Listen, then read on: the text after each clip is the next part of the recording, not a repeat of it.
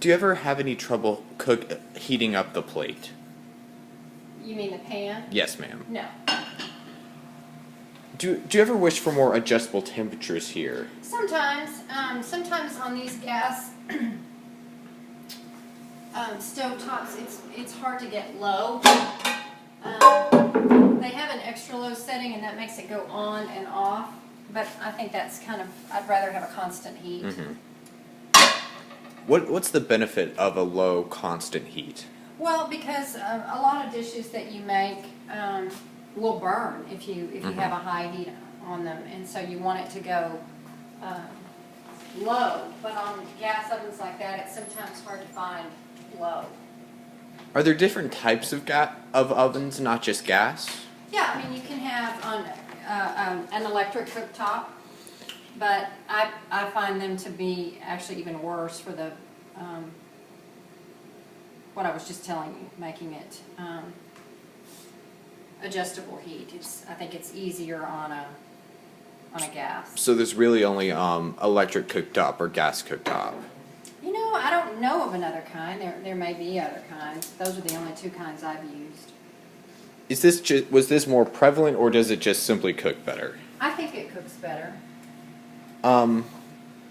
Cool.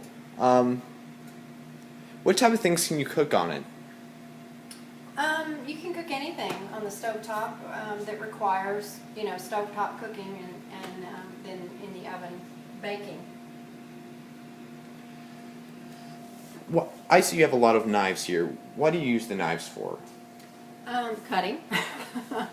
But there's many. Yeah, these are the bigger ones they're for, this is like a chef's knife, and you can use it for all kinds of things, dicing and cutting, and these are paring knives for smaller items. Some of these are serrated, they're good for cutting bread and things like that. Are there any multi-use knives that could simple the process and perhaps lessen the cost? Because these are quite a bit of knives. This one's kind of a multi-use, which is kind of interesting. It's for sandwich spreads. Like you would put the peanut butter in and spread it on with this soft side, and then the other side cuts the bread when the sandwich is done. Can you explain to me why a chef's knife is so large? No, I can't. I don't know why.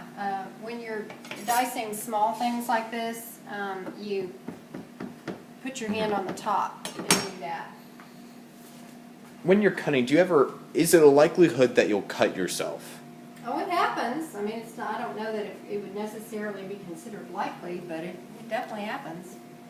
So, would you be interested in finding like maybe a safer way to cut items? Maybe, but it has to be, obviously it has to be sharp in order to cut the things you want. Definitely.